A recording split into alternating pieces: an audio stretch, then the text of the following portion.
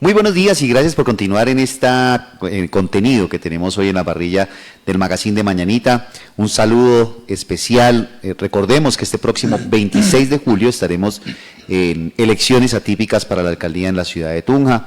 Y a lo largo de estos días hemos venido realizando un proceso de formación en cultura política con diferentes candidatos con el propósito de que podamos conocer sus propuestas, conocer quiénes son y sobre todo votar de manera informada para que garanticemos que ese voto que acompañe la conciencia y la voluntad de los tunjanos el próximo 26 de julio realmente obedezca un ejercicio de cultura política para que no suceda lo que nos está sucediendo, que no se generen los procesos de incertidumbre política y administrativa, sino que realmente la ciudad se desarrolle en un ejercicio trascendental de gobernanza. Por eso hoy tenemos como invitado a uno de nuestros candidatos a la alcaldía mayor de la ciudad de Tunja, José Ricardo López Caro, por el Partido Esperanza Democrática, quien nos ha acompañado también en este proceso de inscripción. Desde el pasado 11 de junio se hizo la inscripción, se cerró la inscripción.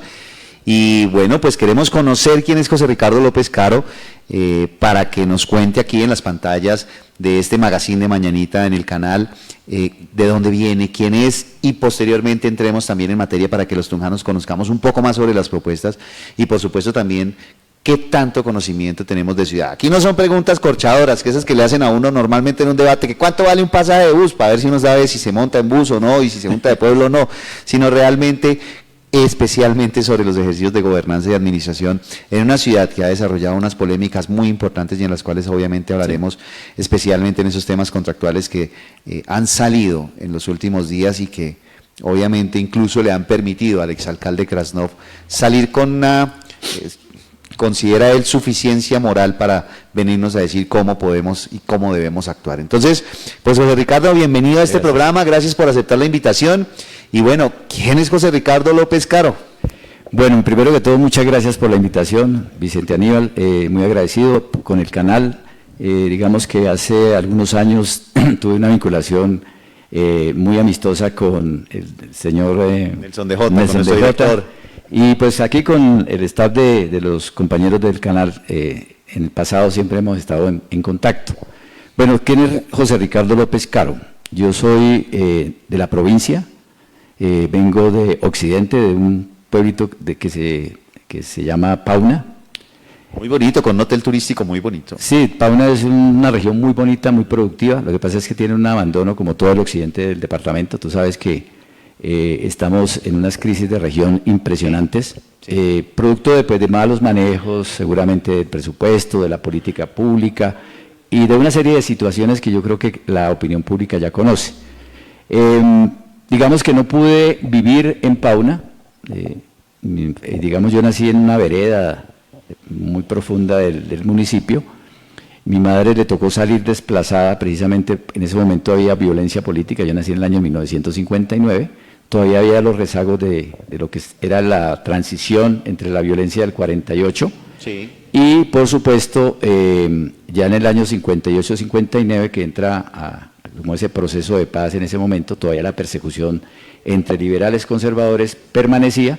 Por esa violencia mi madre decide salirse hacia Chiquinquirá y después con mi padre, que es del Tolima, deciden irse para el Tolima. Okay. Entonces yo mi infancia pues no la viví en la ciudad de Tunja ni en Boyacá, sino en el Tolima, pero producto ya de la situación de mis ancestros, yo tengo familia en Chiquinquirá, tengo familia en Pauna, en Briceño, tengo familia aquí en Tunja,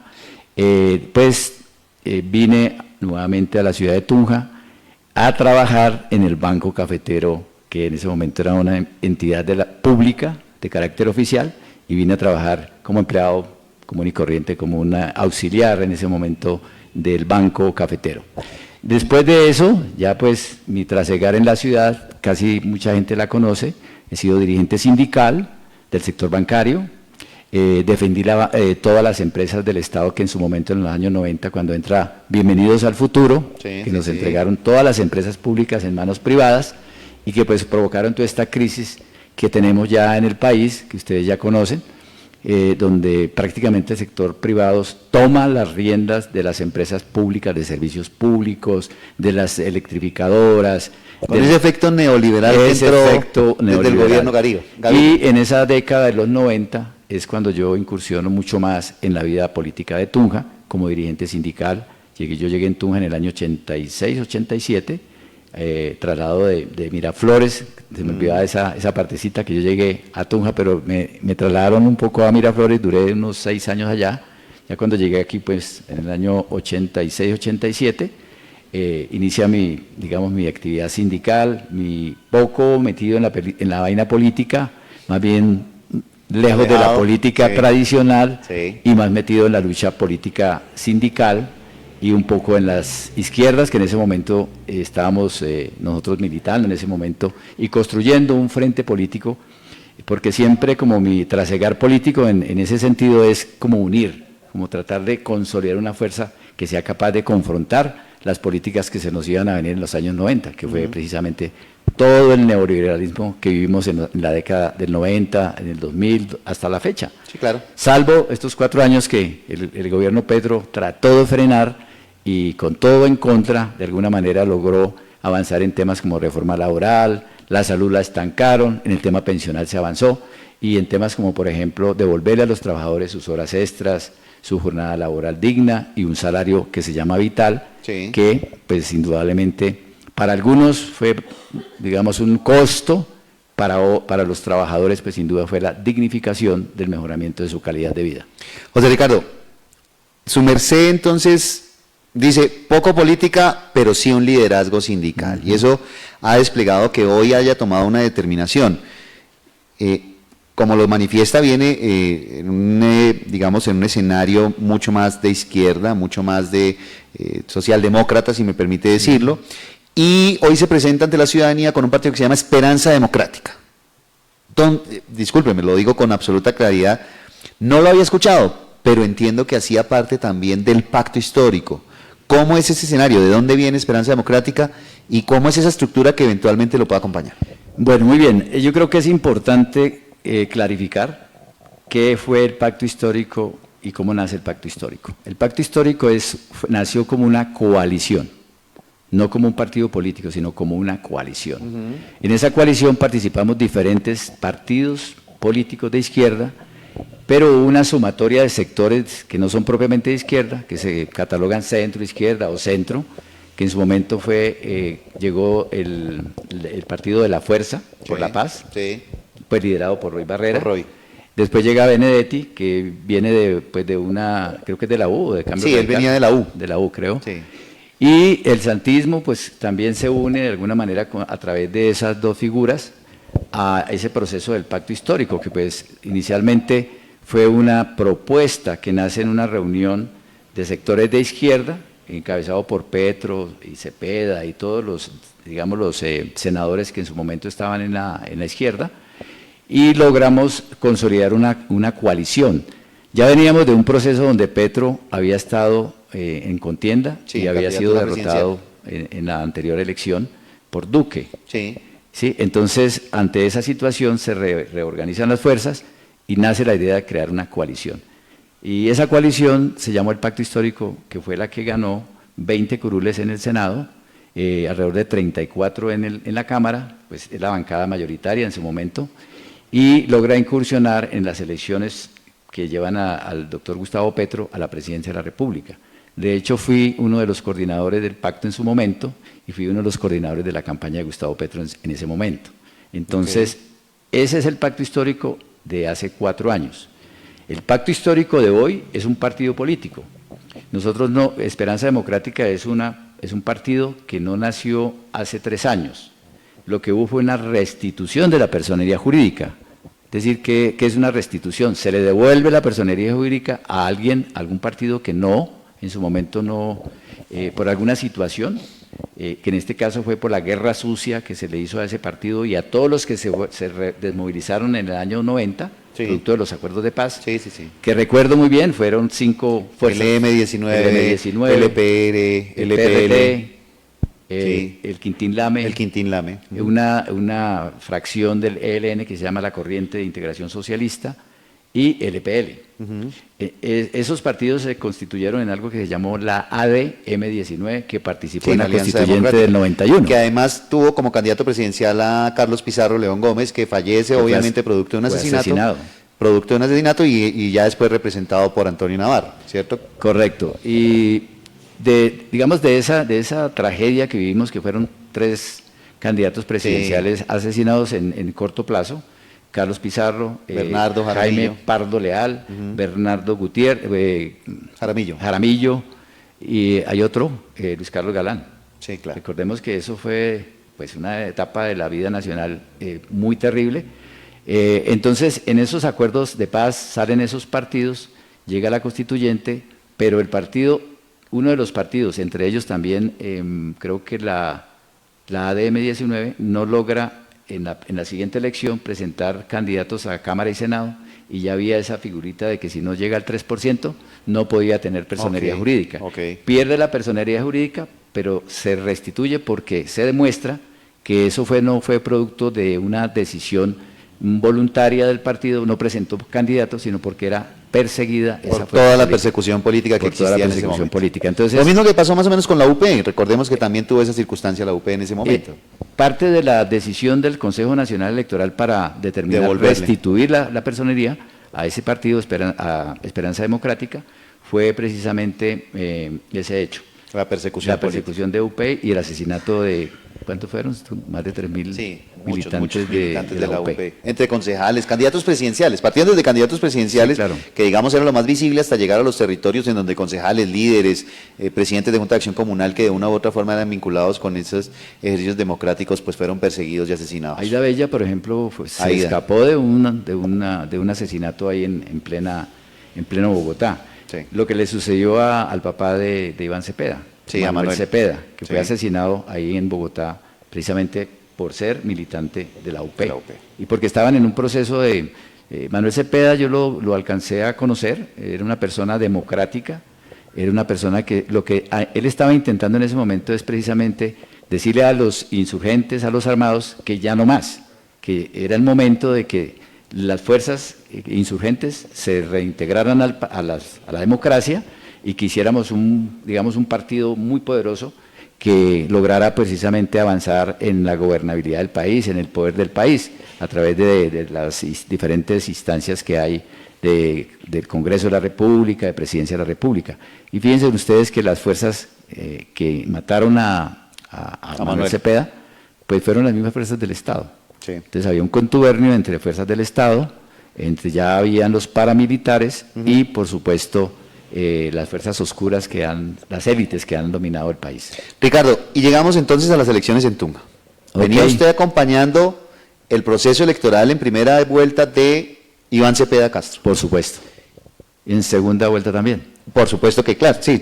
Digamos que obviamente la tendencia marca esto, pero para llegar a ese ejercicio de la transición entre primera y segunda vuelta, viene todo este proceso democrático de la nulidad electoral de Krasnov, de la vacancia definitiva, convocatoria de elecciones, cierre de inscripción de elecciones, y ahí es donde Ricardo toma la decisión.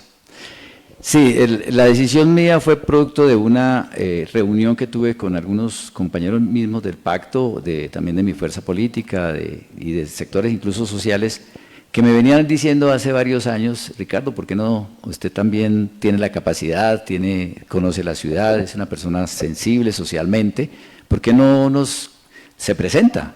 Pero la decisión ahorita fue prácticamente unos 20 días en donde a raíz de la manifestación o de la visita más bien, de la visita de Iván Cepeda a la ciudad, varios compañeros me propusieron que por qué no me presentaba como candidato a la alcaldía de Tunja. Venga, y ahí le hago una pregunta, y perdóneme que le interrumpa. ¿Y por qué no con la chapa del pacto? Si su merced ha hecho parte del pacto, si su merced como Esperanza o como Unidad Democrática ha estado ahí en ese escenario, ¿por qué no con la chapa del pacto? Sino mantener la tendencia, en este caso, de una trayectoria que ha sido su constante de vida de Esperanza Democrática. Pero ¿por qué no por la chapa del pacto? Por una sencilla razón, porque cuando se hace todo este proceso de integración de las fuerzas del pacto a un partido político, se entró en la discusión de la pérdida de la personería jurídica de muchas fuerzas políticas, entre ellas la UP, el Partido Comunista, el Polo Democrático. En esa discusión nosotros y acudimos a las mesas de negociación, digámoslo así, de acuerdo. De acuerdo, sí. Pero resulta que nosotros, por estatutos, teníamos que tener el 100% de la asamblea, o sea, la convención del partido. Y allá 5 o 6 no estuvieron de acuerdo en la fusión, y por ese motivo no pudimos hacer la fusión hacia el pacto histórico. Entonces nos quedamos por fuera. ¿Qué hicimos para poder seguir actuando políticamente? Creamos un frente que se llama el Frente Amplio Unitario. Inicialmente creamos un movimiento, digamos, muy de la mano del pacto histórico, muy hermano del pacto histórico, que se llama Unitarios, que eran las fuerzas donde estaba Clara López, donde estaban los compañeros del PTC, estábamos nosotros. Unidad Democrática, yo vengo de esa, digamos, de esa tendencia, Unidad Democrática, que esa es la parte de otra que no le he contado, y es que la Unidad Democrática en el año 2023 decide fusionarse con los que venían de Esperanza, Paz y Libertad, ¿sí? Que así se llamaba la tendencia. Que tenía el senador Luis Carlos Avellaneda. Sí, señor. Entonces ahí es cuando nosotros nos integramos, que por cierto Luis Carlos está mañana aquí en Tunja, nos va a visitar mañana, y tomamos la decisión de fusionarnos con ese partido y creamos Esperanza Democrática. Es la fusión de Esperanza del pasado, pues de esa tendencia política, y nosotros que venimos de Unidad Democrática, por eso creamos la Esperanza Democrática. Entonces me decías, te interrumpí un poco sobre por qué... No, está bien. ¿Por qué no estuvimos en el pacto? Claro, fue una cuestión más legal que política, porque realmente en la campaña, en la segunda vuelta, nos integramos en lo que llamamos el Frente por la Vida, y en esa donde circulamos incluso varios sectores que no necesariamente están con el pacto, como el Partido Verde, digamos que participó aquí en Boyacá de la segunda vuelta, con algunos representantes y pues los que pueden hacer política, y otras fuerzas incluso liberales. Entonces, los que apoyamos a Cepeda en segunda vuelta no necesariamente eran todos los de, sino que pues la mayor fuerza política sin duda es el pacto histórico, pero estamos nosotros de otras fuerzas políticas, partidos liberales, bases verdes, etcétera. Bueno, Ricardo, esa es la historia de todo el componente político de la estructura que lo acompaña. Aterricemos la Tunja. ¿Cómo ha visto usted últimamente esos escenarios que se han señalado en relación con situaciones concretas, problemáticas, polémicas, incluso que vienen siendo investigadas por la Fiscalía, como el contrato de don Matías? Un contrato que despliega la administración de Krasnov, 15.000 millones de pesos, con un desembolso del 25% de su anticipo, ¿sí? O digamos, lo dijo la alcaldesa aquí mismo, donde usted está sentado, la alcaldesa encargada dijo, no es un anticipo, es un desembolso anticipado, una figura muy extraña, en donde se hace un convenio con una entidad territorial de sexta categoría para venir a hacer las actividades que una de primera categoría como Tunja no puede hacer. Salones comunales, pavimentaciones, entre otras obras de infraestructura, porque además es un contrato de infraestructura. ¿Cómo lo ve? ¿Cómo analizaba usted en todo este escenario político esa circunstancia? ¿Y qué compromiso hacer en materia contractual si usted tiene la confianza ciudadana de ser alcalde de la ciudad de Tunja? ¿Cómo garantizarle a los tunganos que realmente además la plata se ejecute? Porque el gran problema que tenemos con don Matías es que pues hoy no se sabe dónde está la plata. ¿Cómo lo ve su merced y pues qué compromiso haría en ese sentido? Pues eso simplemente se llama corrupción. Para decirlo claritico. Sí, eso no tiene otra palabra. Sí. Infortunadamente la ciudad y en el país también, pues obviamente nosotros no escapamos a ese flagelo, a ese cáncer social que tenemos en la administración pública que se llama la corrupción. Eso conlleva una serie de situaciones como por ejemplo encontradas por la misma alcaldesa encargada, que se llama la planeación del presupuesto y la planeación de los contratos.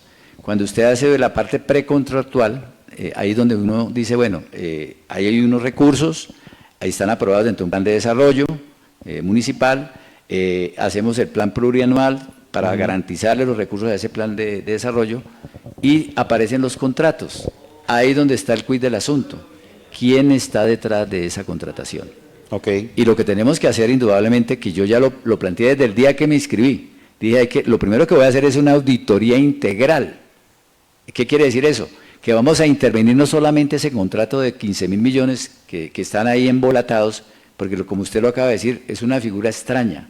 No existe en el contrato la figura de anticipo, sino simplemente un desembolso. Es decir, hay unas cláusulas totalmente leoninas, Sí. que yo creo que hay que entrar a investigar, y creo que en la entrevista que hizo muy bien la alcaldesa lo manifestaba.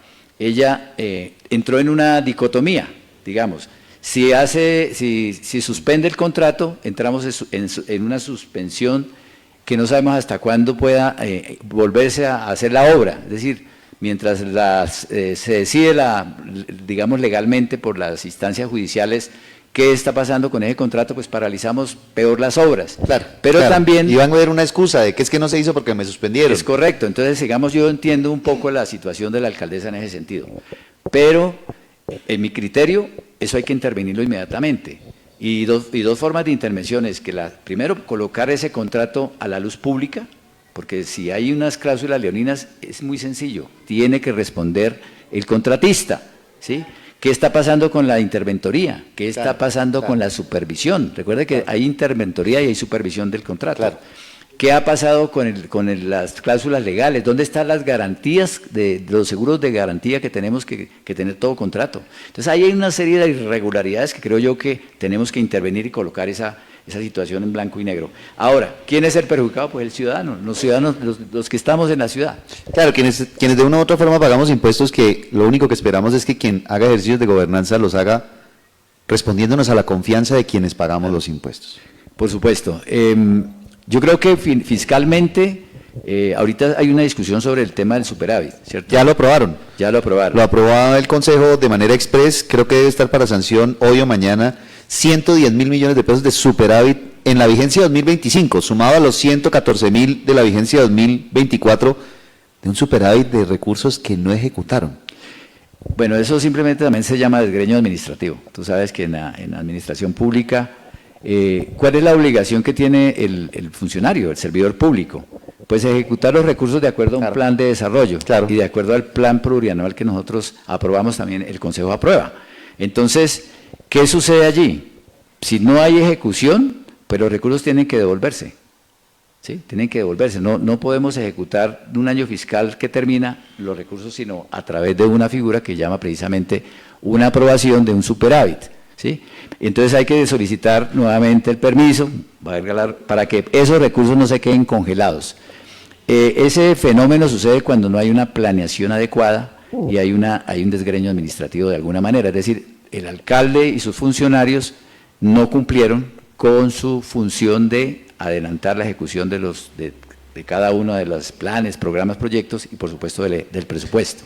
Y ahí hay una cosa que quiero preguntarle. Precisamente cuando vino la alcaldesa dijo, hay unos temas de plan de desarrollo planteado que ya no se van a cumplir. Es gravísimo. Sin embargo, en estas elecciones atípicas, si su merced tiene la confianza ciudadana y es alcalde, pues digamos que en parte debe trabajar con ese plan de desarrollo que dejó Krasnov y que le aprobó el Consejo. ¿Hasta dónde se cambia, Ricardo, siendo usted alcalde, ese plan de desarrollo? ¿Qué continúa o qué depura usted de ese ejercicio que existe hoy como carta de navegación? Bueno, ahí hay una cuestión que hay que analizar. Lo primero es que el alcalde entrante puede hacer modificaciones, sí, pero esas las aprueba el Consejo Municipal. Por supuesto. ¿Sí? Sí. Hay una situación política, es decir, no hay que desconocer que además del tema administrativo, del tema fiscal, del tema presupuestal, está el tema político. ¿Cómo encontramos el tema político en la ciudad?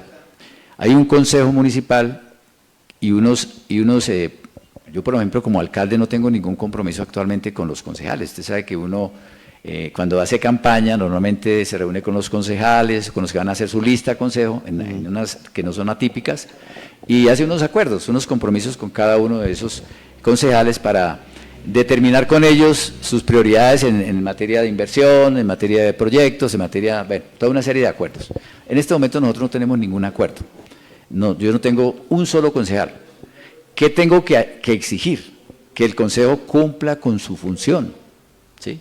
Que entienda que hay un plan de desarrollo aprobado y que el alcalde entrante necesita digamos, un margen de maniobra para poder desarrollar algunos programas que me parecen vitales en la ciudad.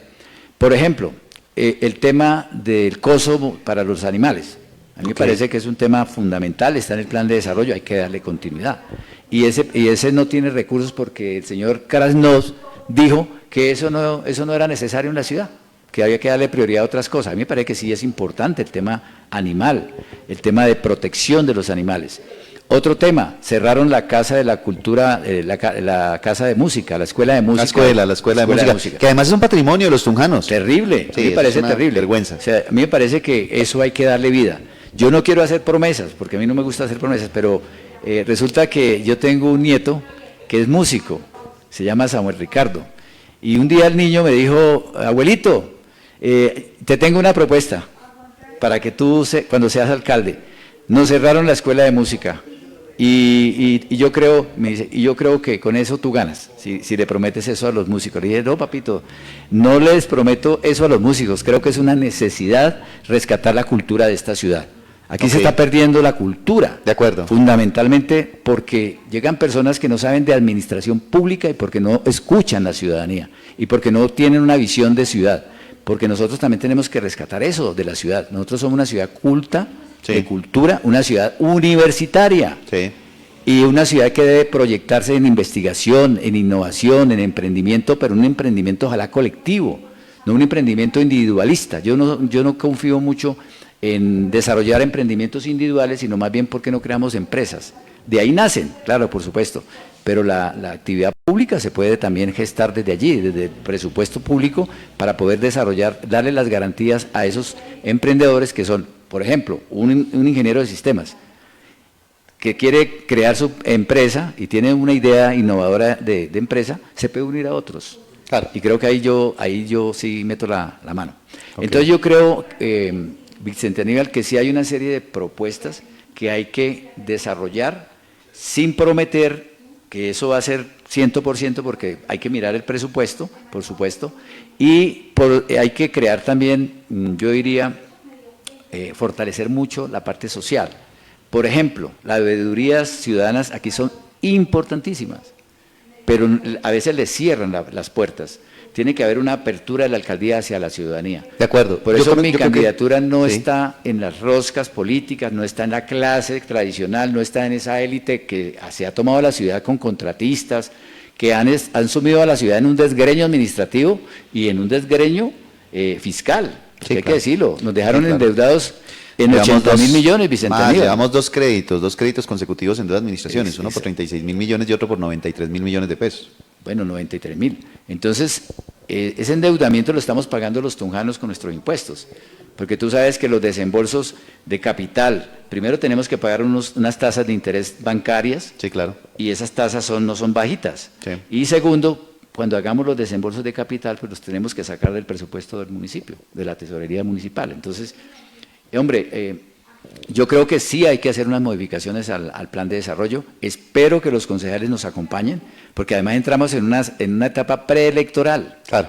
En Además, octubre ya estamos en típicas, digámoslo así, en regionales, Claro. para el año entrante en octubre, ¿no? Sí, a partir del entonces, 23. aquí yo escucho candidatos haciendo promesas incumplibles. Ok, le iba a preguntar sobre eso. Los demás candidatos nos están hablando de una cantidad de cosas, de obras de infraestructura magníficas, gigantes. ¿Cómo decirle a la ciudadanía, hombre, mire, Ricardo les está prometiendo, es más, está haciendo compromisos, porque le entiendo lo que se me está diciendo. Yo no vengo a prometer, pero vengo a hacer un compromiso con la transparencia, con la pulcritud, con la cultura. ¿Cómo hacerle entender a la ciudadanía que hay que revisar realmente eso que le prometen? Porque es que, lo voy a decir con franqueza, es que a mí Krasnov me ganó prometiéndole un parque de diversiones tipo Disney a la ciudad de Tunja en su programa de gobierno. Y la gente a veces no lee los programas de gobierno, sino simplemente se dejan llevar por el apasionamiento. Ricardo, ¿cómo convencer a la ciudadanía para que no se dejen llevar por la visceralidad y por el amor de lo que dice el Facebook, sino realmente por propuestas? Bueno, es una excelente pregunta, Vicente Aníbal. Lo acabo de afirmar. Por emocionalidad no nos dejemos llevar, ¿sí? Nosotros tenemos que entender que esto es un encargo, por no decirle un encarte, es un encargo. Es un encargo. Sí. Voy a ser un funcionario público. Sí. Yo les puedo decir y les puedo afirmar y asegurar que sé de administración pública, sin haber sido alcalde, obviamente. No, yo no puedo decir he sido alcalde y entonces me las sé todas, pero sí sé de administración pública.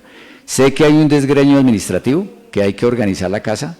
Sé que hay un tema fiscal y presupuestal que hay que revisar a profundidad. Sé que hay unos temas de corrupción, por contratos mal elaborados, por vicios que hay en algunos contratistas y en funcionarios también, y en políticos también, de que el presupuesto del público es como una especie de botín. Sí. Entonces yo creo que eso hay que acabarlo, eso sí yo garantizo esa parte, transparencia, pulcritud en el manejo de los recursos y cero corrupción. Eso para que tengan en cuenta que no se deben llevar simplemente por el aviso en Facebook, por la cara joven, por la belleza, sino que miremos realmente quién es capaz de gestionar y quién es capaz de administrar, de gerenciar una ciudad con problemas, porque quien recibe la ciudad no va a recibir cualquier ciudad en una situación de, digamos, de avances. Por el contrario, tenemos que avanzar con una crisis, pero esa crisis se puede resolver si tomamos las riendas de la administración de la ciudad de Tunja. Y tiene que ver con lo que te digo inicialmente, hagamos una auditoría, sepamos cómo está la situación. La alcaldesa, que en la entrevista que yo vi ayer, a mí me dio cierta tranquilidad, veo que tiene buena intención, está apresada un poco por temas de orden político, incluso presiones para que no aprobaran ese superávit, que me parece que la prevención que hay es fundamentalmente por los 58 mil millones que son de libre inversión, porque los otros están con destinación específica. Sí, señor. ¿Sí? Entonces hay que administrar esa plata, o sea, esa plata hay que saberla administrar bien. Y estos 58 mil millones que quedan no es para el bolsillo de nuevos contratistas. De acuerdo. ¿Sí? Porque allí lo que sí, el temor que se tenía o que se tiene es que esos 58 mil se redistribuyan nuevamente y no se sepa en qué. Ricardo, ¿en qué los va a invertir? ¿En qué invertiría usted esos 58 mil millones? Ya nos ha dicho cultura fundamental, la escuela de música, un patrimonio de los tunjanos, algo que históricamente nos ha marcado. ¿En qué más intervendría usted con los recursos públicos, administrándolos como ejecutivo, como ejecutor? ¿Qué más intervendría en ese presupuesto, teniendo en cuenta, por supuesto, las líneas de plan de desarrollo que tenemos ya cimentadas? Pero usted como alcalde dice, bueno, yo invierto en cultura y ¿en qué más? Bueno, hay un tema que me pareció y me parece muy importante. Aquí hay una serie de lotes. Bueno, hay un tema de plan de ordenamiento territorial que me parece que hay que revisar. Porque si bien es cierto, hay unas normas urbanísticas y hay unas normas legales, aquí en la ciudad hay un desorden urbanístico. Sí, es cierto. Sí, es cierto. La ciudad ha crecido hacia la parte norte y hacia el sur, pero de manera desordenada. Aquí cualquiera construye, pero pareciera que no hubieran normas, pareciera que no hubiera curaduría, pareciera que no hubiera oficina de planeación del municipio. Entonces uno cuando ve ese escenario, uno encuentra que hay que reorganizar un poquito esa parte. Entonces, ¿en qué invertiría yo la plata? Que no es inversión incluso. No hay necesidad de hacer grandes inversiones, lo que hay es que saber administrar. Hay una serie de lotes que están baldíos, son del municipio, están ahí sin hacer nada, que fueron producto de la norma que les dice a los urbanizadores, dejen una parte las sesiones cultural y las sesiones que tú ya conoces. Esos lotes están vacíos. ¿Por qué no se los damos a las escuelas deportivas? Ok. En concesión o en lo que llama comodato. En un comodato. En un comodato. Hombre, ¿cuántos lotes hay y en qué condiciones están practicando los niños, los jóvenes en esas escuelas que usted y yo, yo llevé a mi nieto que día a practicar por aquí y nos encontramos los dos y pues están en unos escenarios que no son adaptables. Yo creo que podemos invertir unos recursos en condicionar esos lotes y poner ahí canchas de fútbol, ciclocross, que son pistas que se pueden hacer en ciertos lotes, y yo creo que eso no vale mucha plata. Eso me sería una muy buena obra, digamos, para dejarle al deporte en la ciudad. Lo otro es el tema de recreación para la gente. Yo creo que hay unos programas para, sobre todo la tercera edad, no hay unos programas como muy precisos, claves, para poder, digamos, en esos espacios públicos, mejorar parques, por ejemplo, me parece que hay que darle fuerte a eso. Y el tema que más preocupa a la ciudad, el tema de seguridad, hay que mejorar mucho la seguridad en la ciudad, hay crecimiento de la violencia, hay unos indicadores que nos dicen que hay crecimiento de violencia en la ciudad, sobre todo intrafamiliar. Y yo creo que como administrador público, como alcalde de la ciudad, creo que hay unos recursos nacionales que no se están trayendo a la ciudad. ¿Sí? El tema de vivienda, por ejemplo, no se está tocando. el tema de entrega de regularización de la propiedad de algunos predios que no están legalizados, por ejemplo, entrega de bienes ¿cómo se llama la entidad que administra los bienes de la mafia? De la Sociedad de Activos Especiales. De la Sociedad de Activos Especiales. El antiguo estupefacientes. Aquí hay una serie de predios que no se tocan. Entonces sí. yo creo que además de poder tocar el presupuesto que sabemos que está con dificultades, creo que hay una serie de gestiones que se pueden hacer con el gobierno nacional para, digamos, desarrollar un poquito más la ciudad. Aquí hay unos temas de vivienda graves. Sí, eso de Estancia del Roble, gravísimo. Torres del Parque. Estancia del Roble y Torres del Parque. Torres del Parque. Siniestrados, ¿no? Además. Entonces, eso es preocupante, pues, y yo creo que hay que hacer unas intervenciones directas con la ciudadanía. El otro punto que me parece importante que tenemos que desarrollar es darle poder a las veedurías, darle mucho mayor poder a ellos. Con la Junta de Acción Comunal me parece que hay que desarrollar una práctica de cambio de chip, porque creo que las juntas de acción comunal dependen mucho de lo que diga el político. Es lo contrario, hay que empoderar a las juntas de acción comunal para que ellos, por ejemplo, nos ayuden a hacer construcciones de obra civil. Encontré en el plan de desarrollo, en el informe de gestión, que lo que llaman la placa huella, no se ha hecho una sola placa huella. Que me parece que eso hay que meterle mano a eso inmediatamente y los recursos están en el presupuesto. Hay alrededor de 1.100 contratistas en la ciudad. Mi propuesta que le hago a la ciudad es que hay que regularizar la nómina de la ciudad, es decir, la meritocracia, aplicar los concursos. Creo que hay que hacer un nuevo concurso para que supla esa serie de contratistas. Hay algunos que no son contratistas, son trabajadores, digamos, mal llamados contratistas, son trabajadores que hacen una función en la ciudad y que he encontrado que algunos llevan ya varios años de contratistas. Sí, de hecho la ciudad ya viene perdiendo procesos jurídicos por esa circunstancia donde los contratos pasan a ser contratos realidad.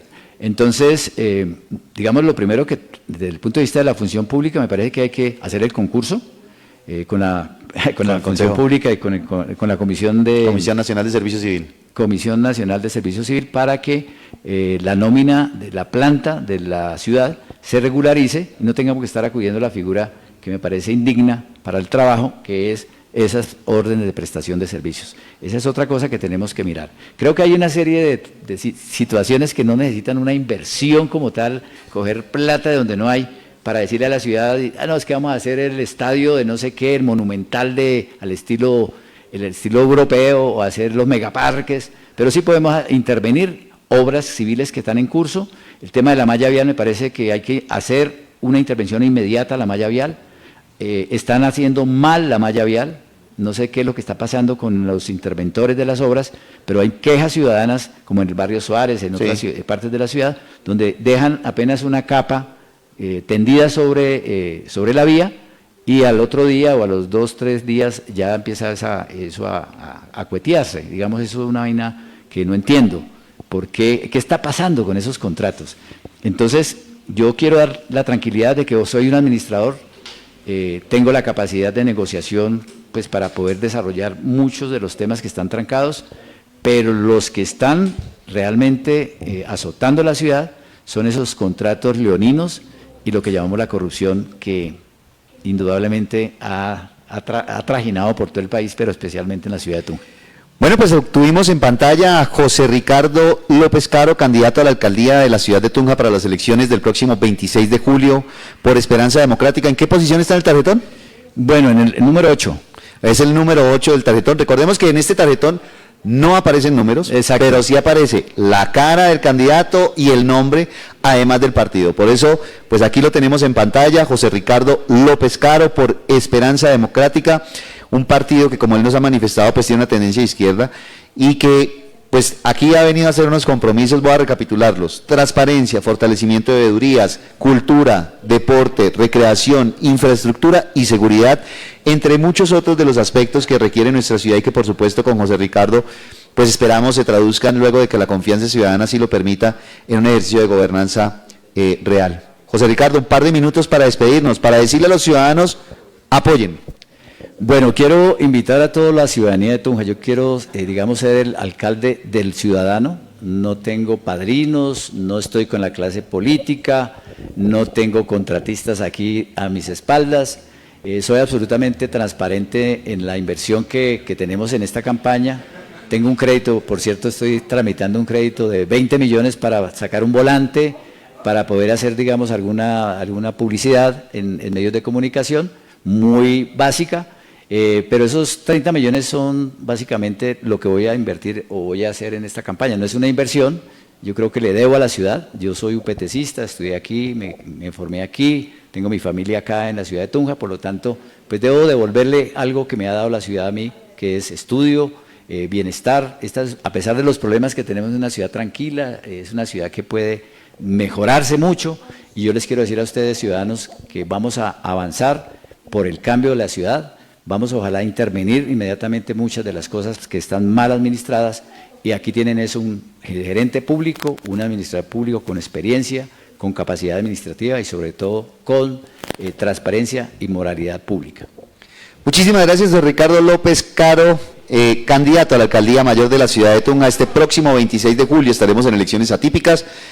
Tenemos aquí al candidato de Esperanza Democrática, lo conocimos en profundidad, de dónde viene, quién es, qué propuestas tiene, una propuesta sensata para la ciudad de Tunja, y pues por supuesto invitar a todos y cada uno de ustedes que sigan participando en estos programas para realizar cultura política y poder enterarnos de quiénes son, qué es lo que pretenden y sobre todo qué se va a realizar en nuestra ciudad. Muchísimas gracias por estar con nosotros y los invitamos a continuar en la parrilla de este magazine de Mañanita en el canal. Los invitamos a un breve corte comercial y ya volvemos.